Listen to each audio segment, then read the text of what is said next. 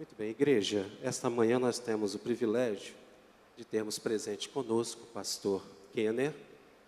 O pastor Kenner está vindo de Petrópolis, ele é da Segunda Igreja Batista de Petrópolis e, pelas nossas informações, já reside aqui no Espírito Santo. E como nós estamos em Vitória e todo mundo quer ter vitória no Espírito Santo, né? Ele veio para cá obter vitória, mais uma vitória no Espírito Santo. Temos esse privilégio de ter o pastor Kenny, que é o mensageiro de Deus esta manhã. Que Deus te abençoe. E depois eu queria que o irmão apresentasse também a sua família. Deus te abençoe, querido. Graças a Deus. Seja tudo em nós. Que Deus sempre seja tudo em nós. Bom dia, meus irmãos, na graça e na paz do Senhor. É um prazer estar com vocês aqui. Confesso que estava ansioso de conhecê-los, porque ouço falar muito de vocês. Pastor Juarez, sempre quando vai a Petrópolis, tiramos sempre um tempo para conversar, e eu fico admirado como ele fala com alegria de todos vocês. E o prazer que é servir a Deus com vocês aqui. Então, sempre que eu ouvia o pastor Juarez falando dessa igreja, meu coração se enchia de alegria e minha alma dizia: você precisa ir lá conhecer esse povo. E eu estou feliz por estar aqui com vocês. E as expectativas que eu tinha, Deus tem mostrado que são todas reais e verdadeiras. Ver a irmã Ana Gilda, que também conhecemos em Petrópolis, conhecer o pastor Anderson, sua esposa, a irmã Cíntia, que já teve aí a oportunidade de segurar um dos meus filhos, o Roger. O Roger tem 8 meses, mas já pesa quase 60 quilos, irmãos. Então, estão comigo a minha esposa, a Marileia, essa loira linda que está aqui na minha frente. Aquela nova componente do Ministério de Louvor é minha filha, tá? A Beatriz. Já enturmou com o Ministério de Louvor, só não pode levar para Minas Gerais, viu? E o meu filho Roger, que está ali no colo da minha esposa. É um prazer estar com os irmãos. Que Deus continue abençoando muito vocês. Amém? Vamos ouvir então a palavra de Deus. Vamos lê-la mais uma vez e meditar no que tem a nos ensinar nesta manhã. Lucas capítulo 10. Muito obrigado pelo convite. Espero que eu consiga dar um abraço no pastor Juarez durante a semana. Ele foi para a Praia da Costa e eu vim para cá. Então, Lucas capítulo 10 é um texto muito conhecido. Leremos do verso 29 ao 37, mas o problema é que às vezes nós perdemos de aprender mais quando achamos que o texto bíblico ele é, por ser conhecido, esgotável. E é um problema quando achamos que conhecemos muito o texto bíblico, porque é possível que todas as vezes que nos aproximemos deste texto, ele sempre tem algo novo a nos dizer. E a minha vontade, o meu desejo é que Deus fale conosco mais uma vez através deste texto. Você crê nisso?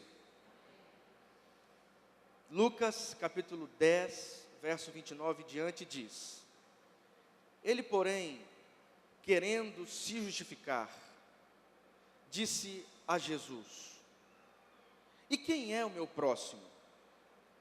Jesus retomou: um homem descia de Jerusalém a Jericó e caiu no meio de assaltantes, que após havê-lo despojado e espancado, foram-se, deixando-o semi-morto. Casualmente descia por este caminho um sacerdote, viu-o e passou adiante. Igualmente um levita, atravessando este lugar, fez o quê? Mas antes de passar, fez o quê? Olhou em algumas traduções, viu-o e prosseguiu. Certo samaritano, em viagem, porém, chegou junto dele e também viu-o. e moveu-se de compaixão. Aconteceu o que com o samaritano? Aproximou-se, cuidou de suas chagas, derramando óleo e vinho, depois colocou em seu próprio animal, conduziu-o à hospedaria e dispensou-lhe cuidados. No dia seguinte, tirou 2 denários e deu-os ao hospedeiro, dizendo: cuida dele, e o que gastares a mais, em meu regresso te pagarei. Qual dos 3, em tua opinião, foi o próximo do homem que caiu nas mãos dos assaltantes? Ele respondeu: aquele que usou de misericórdia para com ele. Jesus então lhe disse: vai, e também tu, faze. Vai, e também tu, faze. Senhor, muito obrigado por esta manhã. Mais uma vez, ó Deus, queremos buscar a tua presença. Senhor, que a tua palavra sirva como instrumento, Deus, para mudar as nossas vidas hoje. Que a tua palavra fale profundamente aos nossos corações mais uma vez, Senhor. Ouvimos aqui a tua palavra sendo anunciada. Fala, Senhor, anuncia a tua vontade mais, ó Deus.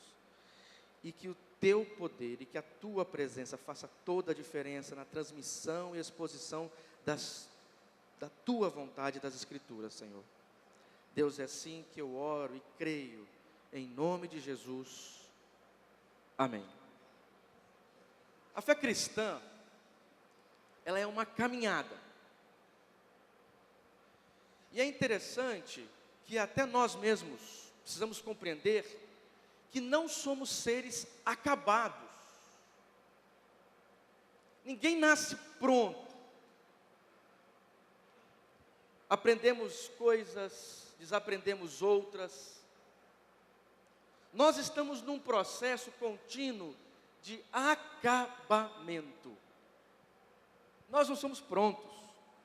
E até a ideia da santidade no Novo Testamento tem e carrega isto. Ser santo não é ser pronto. Ser santo não é ser acabado, perfeito, dado. Ser santo é estar num processo conduzido pelo Espírito de Deus, num processo de santificação.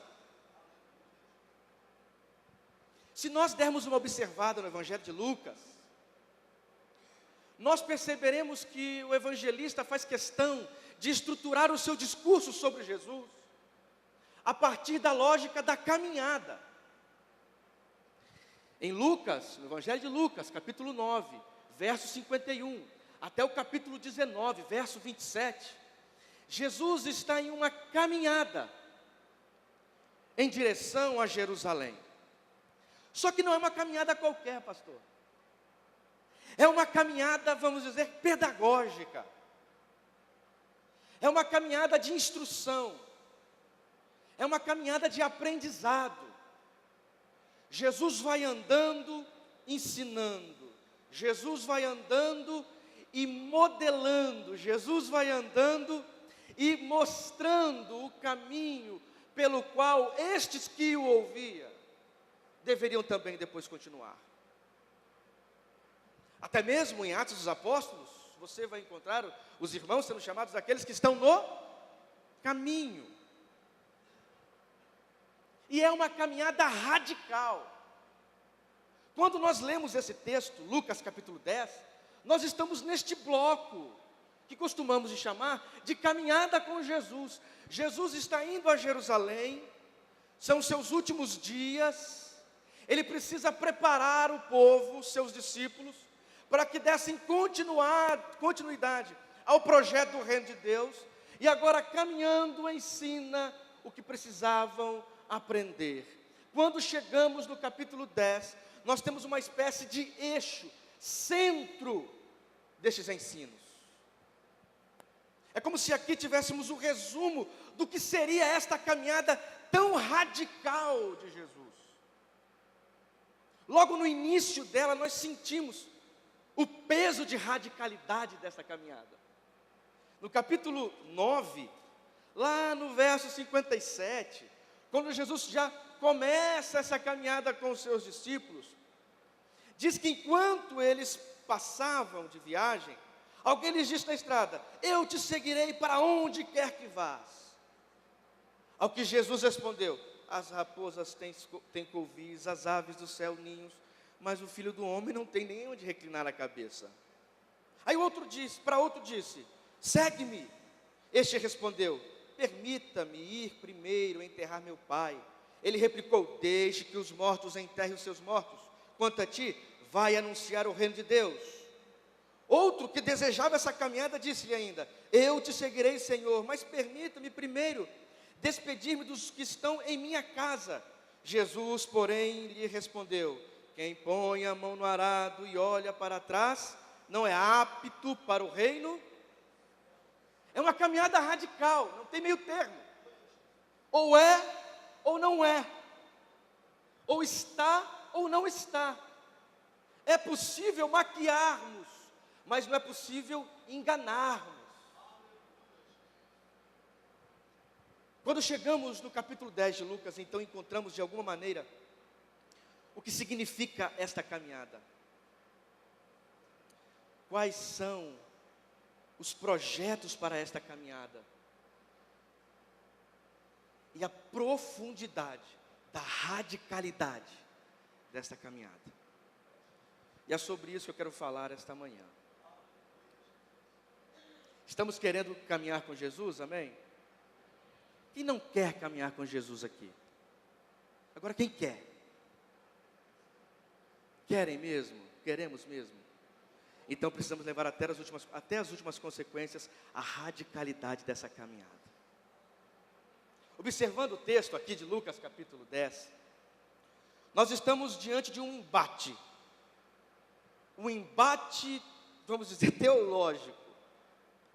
Um camarada que conhecia muito a lei, chega para Jesus, segundo o texto, para experimentá-lo, e pergunta sobre vida eterna. Isso era muito comum. Os doutores, os rabinos, discutiam sobre a lei. Então Jesus replica dizendo: o que está escrito na lei?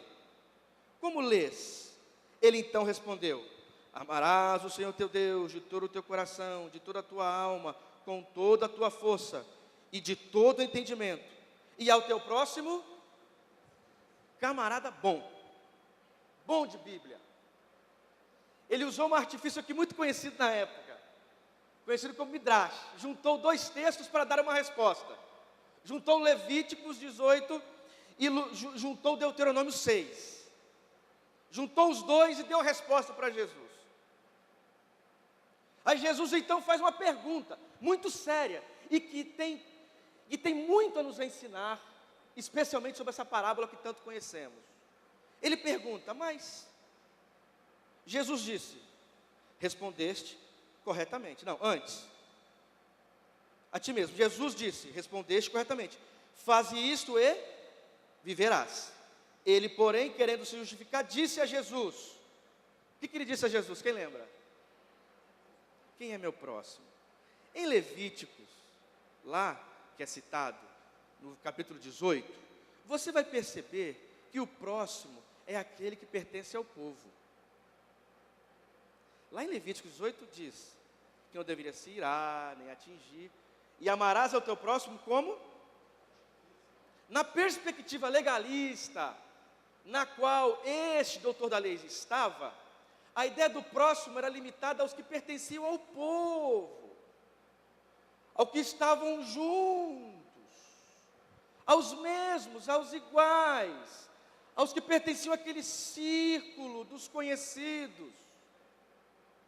Jesus então agora conta uma parábola, mostrando a radicalidade da sua vocação, que não poderia se limitar ao projeto que este doutor da lei tinha a respeito de servir a Deus. E é sobre exatamente isso que eu quero falar. A primeira coisa dessa convocação radical para a caminhada com Cristo, com o Mestre, que nós devemos levar em consideração, é que é preciso curar os olhos. Repita comigo: curar os olhos. O texto diz que um homem descia de Jerusalém a Jericó. Alguns assaltantes atingiram esse rapaz. Não sabemos o seu nome, mas sabemos da condição até onde desceu, a situação que viveu. Neste mesmo episódio, passa um samaritano. O evangelista, samaritano não, sacerdote. O evangelista Lucas faz questão de dar um detalhe. Ele diz que o sacerdote, ele vê. Só que o seu olhar leva-o para longe. Depois, um levita passa também. Ele vê. E o seu olhar é muito parecido com o olhar daquele que o antecedeu. E de maneira inesperada, a narrativa diz, a partir do verso 36, que certo samaritano, que estava em viagem, chegou junto dele, e também, o verbo se repete por 3 vezes, olha só. O sacerdote vê, o levita vê, e o samaritano, mas há um negócio diferente aqui. O olhar, os olhos do samaritano são diferentes. O texto diz, ele viu, mas algo diferente aconteceu. Ele viu, mas viu com outro olhar. Ele viu, e diz o texto que ele moveu-se de íntima compaixão. O problema estava no olhar. Tinha que ter os olhos curados. A vocação de Jesus é uma vocação para que a gente possa ser capaz de vermos o mundo de maneira diferente. O nosso olhar muda. A nossa interpretação da vida muda. A radicalidade do Evangelho nos convida a colocarmos o colírio do Espírito de Deus em nossos olhos, para que comecemos a ver a vida e as pessoas a partir da lógica e dos interesses do reino de Deus. Quando cantamos aqui que tudo em nós precisa ser do Senhor, a primeira coisa que precisa ser do Senhor é o nosso jeito de interpretarmos a vida.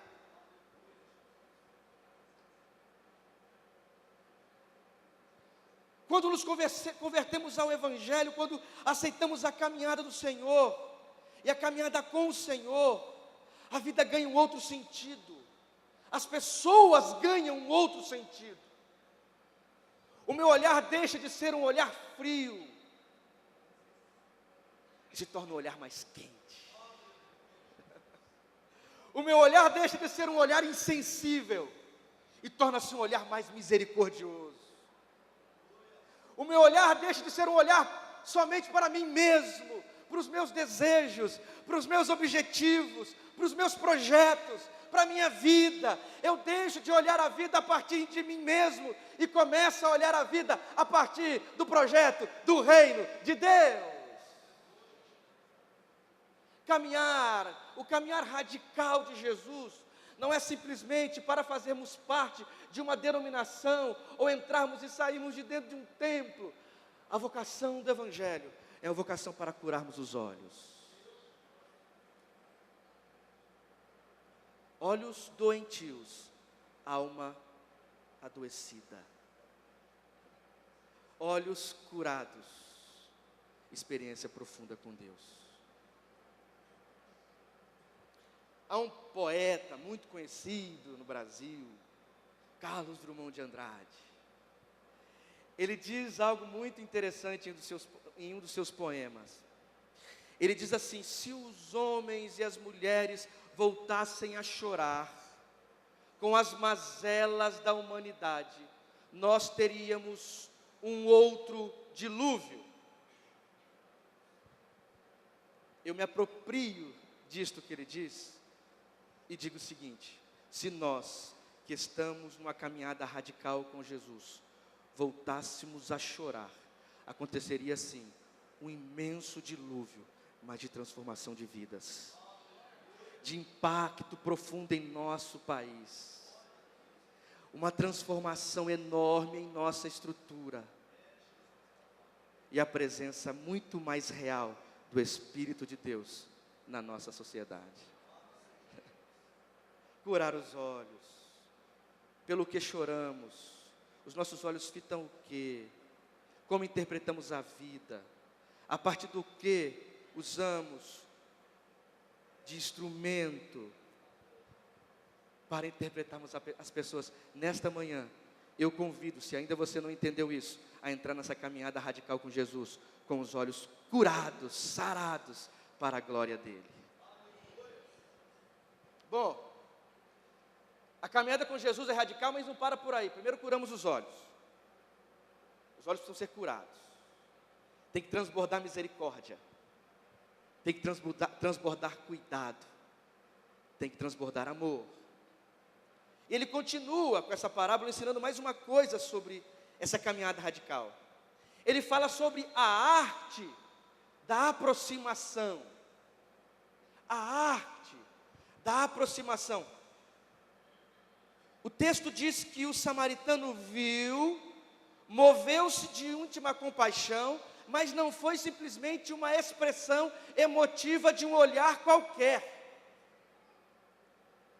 Foi um mover-se de íntima compaixão que transformou-se em ação.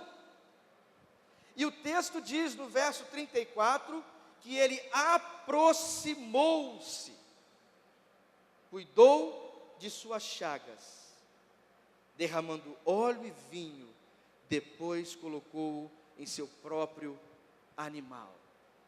Deixa eu explicar uma coisa aqui. Eu entendo o sacerdote e o levita. Na Bíblia hebraica, estes não poderiam tocar em ninguém ou em algo que estivesse morto. Sabe por quê? Porque se tocassem em alguma coisa morta, seriam impedidos de exercerem as suas funções litúrgicas, religiosas, judaicas. Mas o texto diz que este homem estava morto, não diz? O texto diz que o homem estava morto. Sabe por que não foi possível ver a possibilidade de vida? Porque de longe só se apresenta as impossibilidades mesmo. De longe, no cômodo lugar da distância, é muito mais fácil interpretarmos as impossibilidades de vida. Este homem foi percebido em suas possibilidades de vida porque alguém se aproximou. O evangelho é radical porque afoga os nossos preconceitos, sepulta os nossos milindres e nos lança às pessoas, exatamente aquelas que nós não gostaríamos de nos aproximar. O evangelho é radical porque enquanto a sociedade cria espaços próprios para umas ou outras pessoas, Jesus transgride estas fronteiras e vai ao encontro de leprosos, vai ao encontro de mulheres sem esperança, vai ao encontro de gente desesperada. Eis aí a radicalidade do evangelho, a aproximação. Deixa eu contar minha história para você. Eu vou voltar para essa igreja, eu acho umas 15 vezes, porque cheguei ali, uma irmã me abraçou. Meu filho, que pastor lindo, bonito. Falei, que beleza. Bom, cheguei aqui na cadeira, Aí, irmã, meu Deus, que pastor bonito. Eu falei, estou quase acreditando já. Pelo menos a minha esposa conseguiu enganar. Mas se vocês me conhecessem há alguns anos, vocês não diriam isso. Deixa eu contar um pouquinho aqui que vai servir para vocês entenderem o que significa a aproximação. Eu sou de Aracruz. Minha família toda aqui de Aracruz. Tem uns irmãos de Aracruz aqui, não tem? Me disseram? Olha aqui, ó. É inteligente, minha irmã. Falou assim, ela que me disse que eu sou bonito. Então tá aí, de Aracruz. Bom, não acredito muito nisso, mas vai falando que me convence. Então, na época, quando eu era bem jovem, ouçam aí mães, pais, eu era bem jovem, saí de casa, sabe, irmã? Fugi de casa. Fui me organizar lá com o pessoal de uma banda de rock lá, de punk e tal, moicano, vivia na rua, nem parece verdade, né? Depois de um tempo, a minha família me encontrou. Me levou de volta para casa. Eu lembro quando eu cheguei em Aracruz, vocês sabem como é cidade pequena, as pessoas se assustam facilmente. Passei. Aí tinha um grupo de alunos saindo da escola. Parecia Moisés no Mar Vermelho. E aí minha mãe desesperada com outras mulheres, não era ainda evangélica, procurou uma igreja, procurou outra, e encontrou umas irmãs da Assembleia de Deus. Sabe aquelas irmãs do coque, né? E elas começaram a fazer uma campanha lá em casa. Todas as quintas-feiras, 8 horas da manhã, elas oravam. Vocês já viram assembleianos orando, como que é? Senhor, meu Deus! E eu lá acordar, e eu dormindo, porque 8 horas da manhã seria madrugada naquela época para mim. Um dia eu acordei com várias mãos assim sobre mim, orando, Senhor, liberta esse menino, liberta. Eu acordei, tomei um susto, o que está acontecendo aqui, meu Deus do céu? Eu falei, eu vou arrumar um jeito de mandar essas irmãs embora de casa. Minha esposa não gosta que eu conte essa história, mas vou contar de novo, tá, amor? Eu falei, do jeito que eu acordar, eu vou sair no meio dessas irmãs. Aquele dia eu dormi nu. Saí no meio delas. Quando as irmãs levantaram a cabeça, eu confesso que a cena não é agradável. Aí uma ficou meio constrangida, a outra também. Aí elas disseram o seguinte, olha, nós já estamos aqui há 2 semanas, o que Deus tinha que fazer já fez, vamos orar de longe que Deus vai abençoar do mesmo jeito. E aí, uma irmã levantou, a irmã Odileia, mora em Aracruz, vai vir para Vitória, irmã Odileia e pastor Dilson.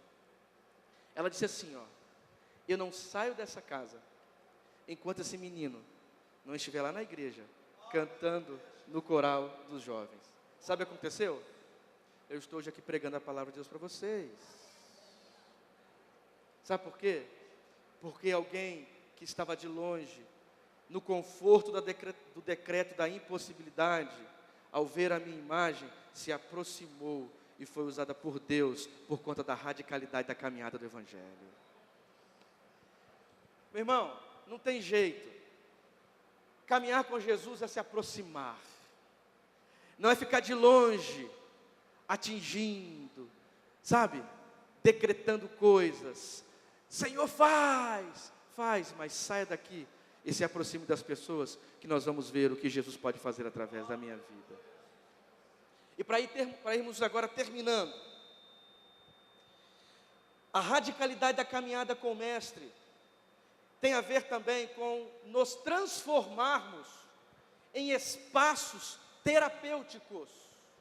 Vou repetir. Quando caminhamos com Jesus nessa estrutura radical, nessa caminhada radical, nós nos transformamos em espaços terapêuticos. Olha o que o texto diz. Primeiro, viu. Depois, se aproximou. Se tivesse visto e ficado simplesmente no mover emocional, nada teria acontecido. Então se aproximou.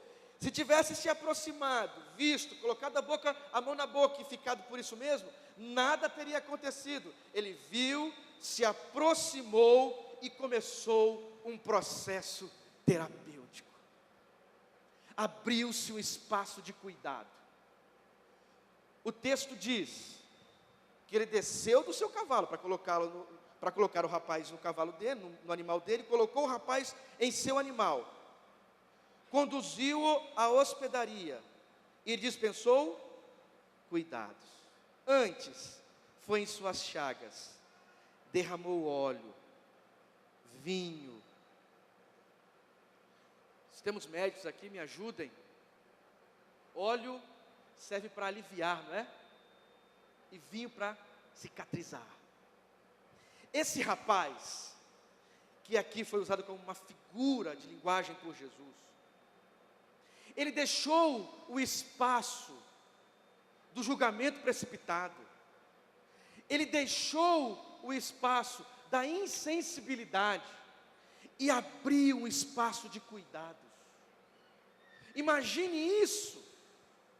O que esse momento significou para esse rapaz caído? Ele estava abalado, não somente fisicamente, mas também emocionalmente, psicologicamente. Imagine você ser tomado de maneira abrupta na rua, perder o que tem, sofrer isso. A questão não é simplesmente uma dor física, mas é o abalo emocional, o desequilíbrio, a angústia, o medo.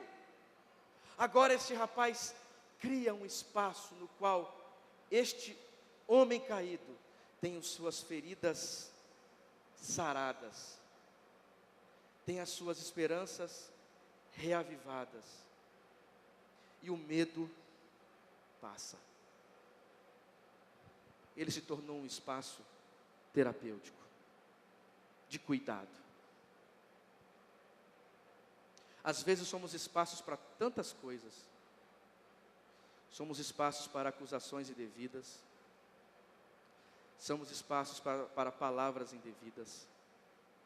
Somos espaços para dedos rígidos. Somos espaços, às vezes, para contendas bobas. Somos espaços para a preservação de coisas ruins em nossos corações. Somos espaços de exclusão. Somos espaços, às vezes, de insensibilidade. Mas nessa manhã, nós somos convocados a uma caminhada radical com Jesus, para sermos espaços terapêuticos. Às vezes gastamos tanto tempo com coisas desnecessárias, às vezes nos preocupamos com tantas bobagens. Jesus nos convida hoje, se já tornarmos isso ainda mais radical, sermos instrumentos de transformação e de cuidado das pessoas. Se eu te perguntasse, quantas pessoas já foram atingidas profundamente pelos teus cuidados, o que você diria? Se fôssemos construir um quadro do que significa a nossa vida, significaria que tipo de espaço?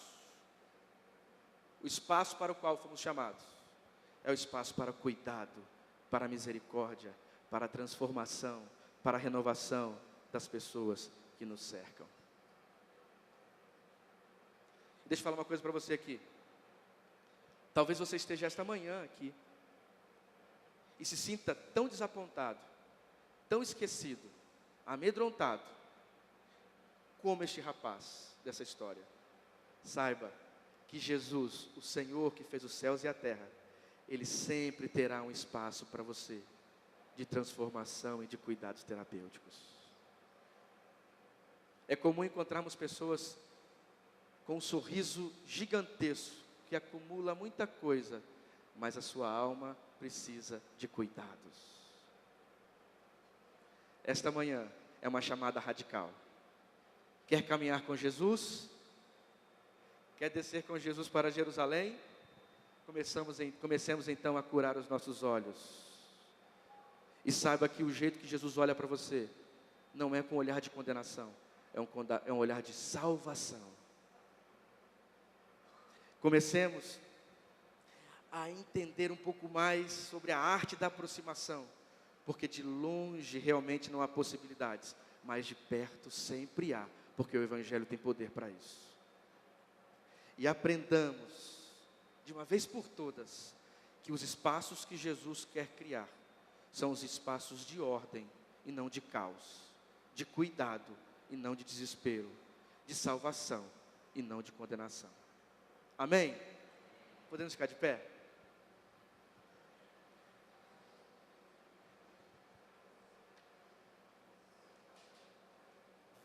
A caminhada radical com Jesus.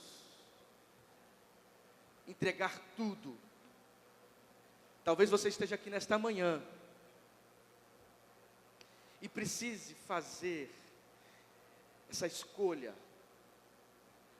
Quem sabe, aos olhos de todos, a sua vida está muito bem equilibrada, mas só você sabe o que passa dentro de ti.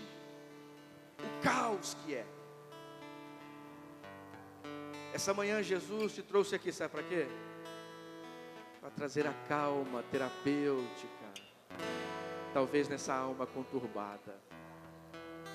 Eu não me refiro a um evangelho triunfalista, que faz tudo o que queremos, porque não é este evangelho, e a chamada radical de Jesus não é para isso não. Você não vai colocar a mão nas coisas e vai conseguir, ó, isso aqui é meu, não vai não. Se não trabalhar, se Jesus estiver contigo, não vai dar não. Estou dizendo para você é o seguinte: Jesus tem um projeto na sua vida para curar os teus olhos, para você ver a vida de maneira diferente, interpretá-la de forma diferente. Jesus tem um projeto na tua vida, sabe para quê? Para que você consiga se aproximar mais das pessoas. Quem sabe você esteja aqui hoje e viva a angústia do esquecimento das pessoas. Jesus tem um projeto na tua vida, para que a sua vida seja alvo de um cuidado profundo e eterno, e você se torne esse cuidado às pessoas também. Há alguém aqui nesta manhã que deseja do fundo do coração, não é aceitar a igreja batista em Jardim Camboriú, mas sim quer aceitar essa caminhada com Jesus. Há alguém aqui hoje? Se você quiser, levante sua mão que eu vou orar por você. Há alguém nessa manhã que deseja fazer essa caminhada com Jesus, essa caminhada radical com Jesus? De onde você estiver aí, levante suas mãos. Uma das suas mãos eu quero orar por você. Se você nessa manhã, Deus te abençoe, minha irmã, mas alguém deseja nesta manhã começar essa caminhada radical com Jesus, uma caminhada que proporciona, Deus te abençoe, minha irmã. Existe mais alguém aqui que deseja nesta manhã, Senhor, eu quero, eu acredito nas palavras deste menino aí, eu acredito, a minha vida vai mudar. Eu sei que é radical, eu sei que é profundo, mas eu quero isso para mim. Eu não aguento mais viver as experiências que vivo. Eu quero novas coisas, eu quero mudança. Existe alguém? Mais alguém? Levante sua mão de onde você estiver, que eu vou orar por você. Deus te abençoe. Eu posso chamar essas pessoas aqui à frente? Pode vir, venha acompanhado com alguém, venha. Você que levantou sua mão, venha. Venha aqui, eu quero orar por você, eu quero orar com você. As irmãs que puderem aqui acompanhá-las, aí de trás, venha, eu vou orar por você.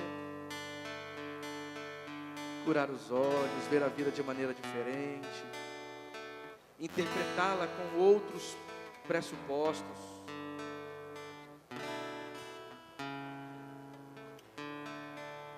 Aleluia. Irmãos, eu sinto a presença de Deus aqui tão forte no meu coração.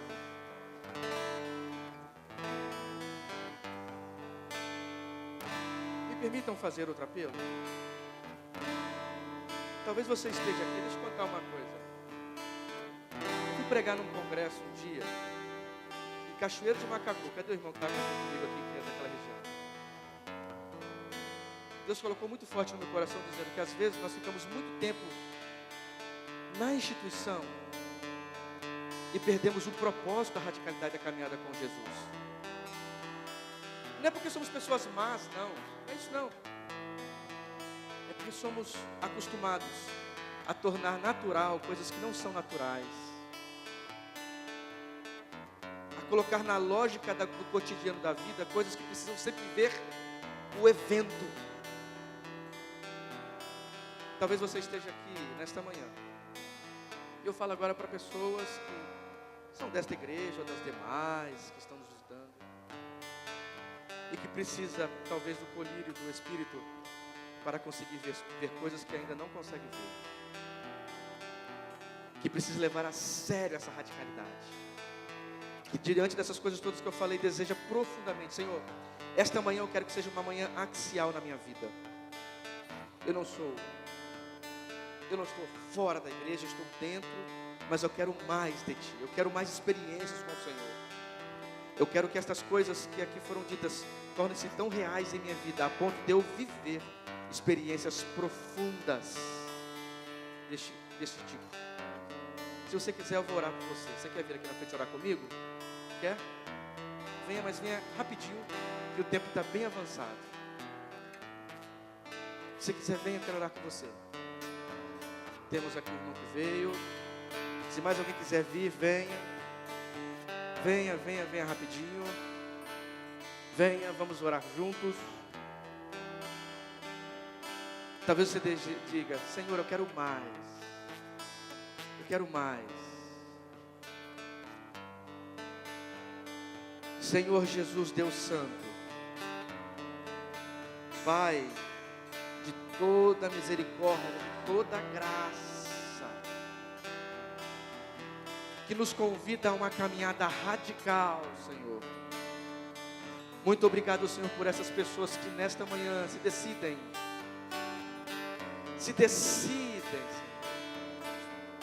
a caminharem contigo.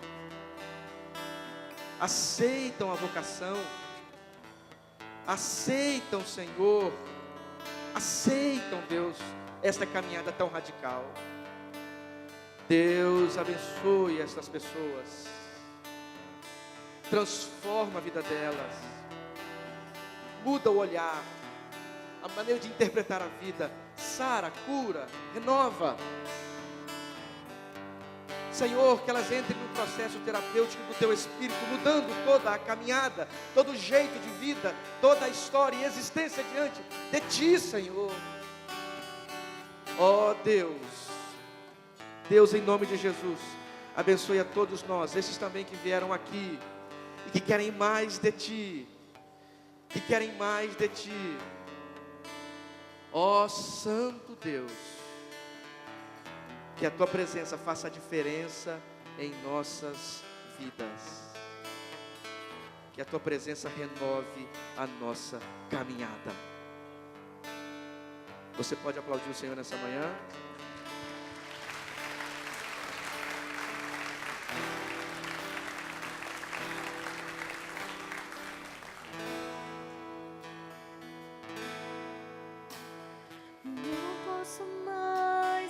Dê um abraço no teu irmão e diga assim: ó, estamos numa caminhada radical, viu? E é uma caminhada radical.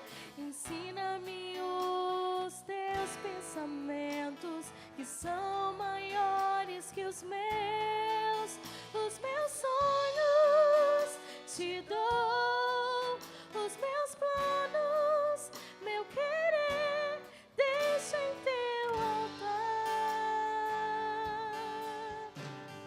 Não posso mais viver pra mim mesmo, ajuda-me, Senhor. Ensina-me os teus pensamentos, que são maiores que os meus sonhos te dou, os meus planos, meu querer, deixa em teu altar. Lugar de morte,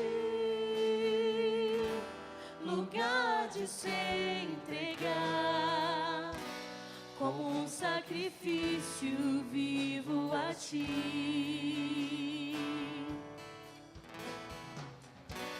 Lugar de renúncia, lugar de confiar, que Tua graça é melhor